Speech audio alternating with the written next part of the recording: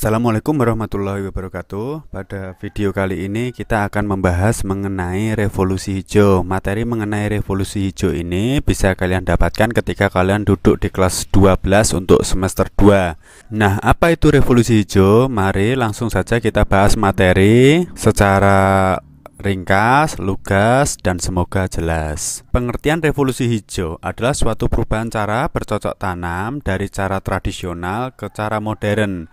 Revolusi hijau ini sering disebut juga revolusi agraria.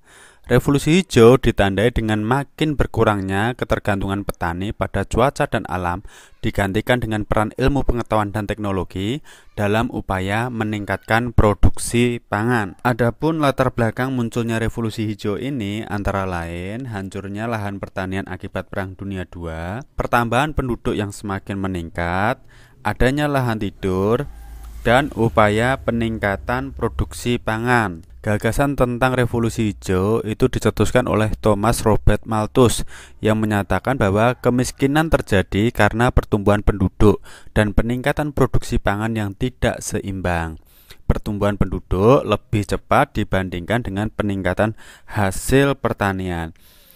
Robert Malthus ini mengatakan bahwa kalau pertumbuhan penduduk itu mengikuti deret ukur, sedangkan untuk peningkatan hasil pertanian itu mengikuti deret hitung. Apa maksudnya? Kalau deret ukur itu berarti 1, 2, 4, 8, 16, 32. Pertambahannya itu dikali.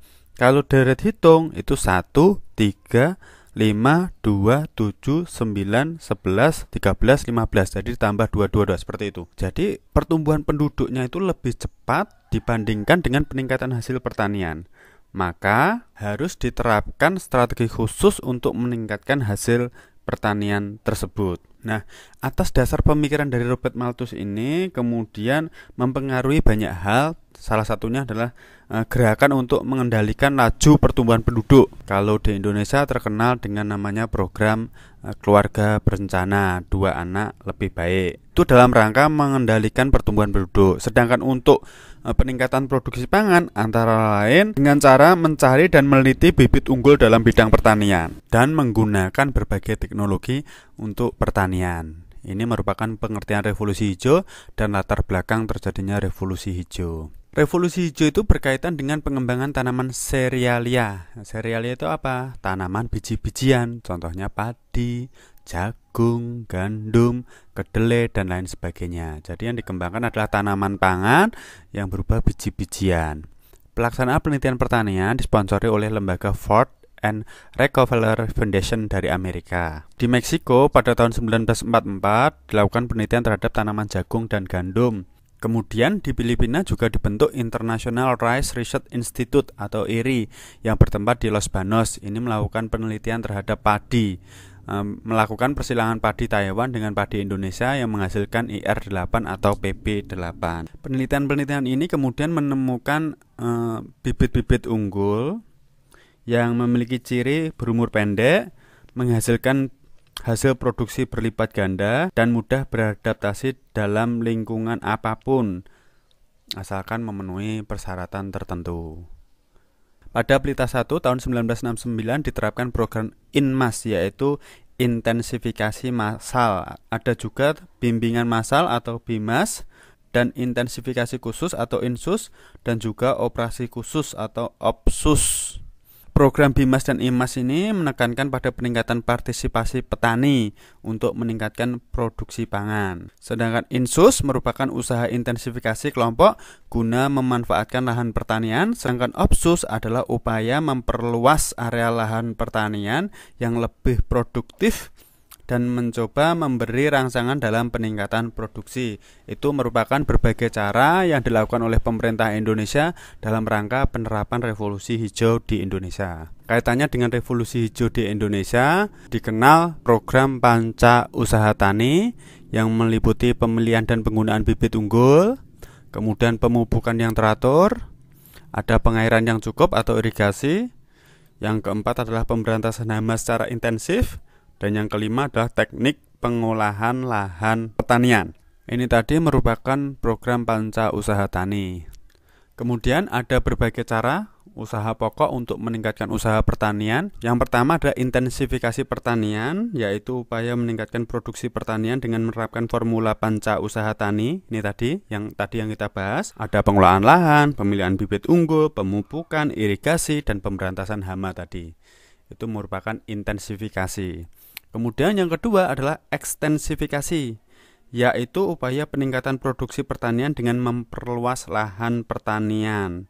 Ini sekarang di luar Jawa dikembangkan real estate yang di Kalimantan itu untuk membuka lahan baru untuk pertanian. Yang ketiga adalah diversifikasi pertanian. Diversifikasi pertanian itu upaya meningkatkan produksi pertanian dengan cara penganekaragaman tanaman dengan modal sistem tumpang sari. Contohnya di antara lahan yang ditanami kacang panjang, nanti juga ditanami jagung, juga ditanami sayur-sayuran, itu namanya diversifikasi. Yang terakhir adalah rehabilitasi pertanian, yaitu upaya peningkatan produksi pertanian dengan cara pemulihan kemampuan daya produktivitas sumber daya pertanian yang sudah kritis. Ini merupakan berbagai usaha pokok untuk meningkatkan usaha pertanian. Dampak revolusi hijau di Indonesia. Yang pertama adalah revolusi hijau menyebabkan munculnya tanaman jenis unggul. Yang kedua, revolusi hijau dapat meningkatkan pendapatan petani. Yang ketiga, revolusi hijau dapat merangsang kesadaran petani dan masyarakat pada umumnya akan pentingnya teknologi. Yang keempat, melahirkan pertumbuhan ekonomi yang meningkat di masyarakat.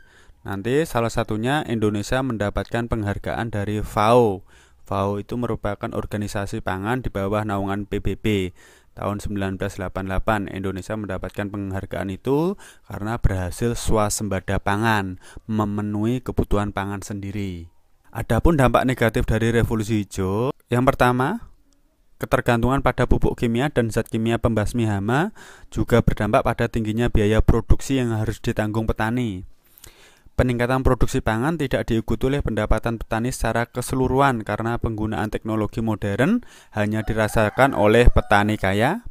Dan yang terakhir adalah kesempatan bekerja di pedesaan menjadi berkurang. Biasanya saat panen itu ada pekerja untuk derep, untuk memanen padi, tapi sekarang digantikan oleh mesin. Jadi pendapatan orang-orang di desa menjadi berkurang. Demikian materi mengenai revolusi hijau, semoga bermanfaat. Mohon maaf apabila ada kesalahan. Wassalamualaikum warahmatullahi wabarakatuh.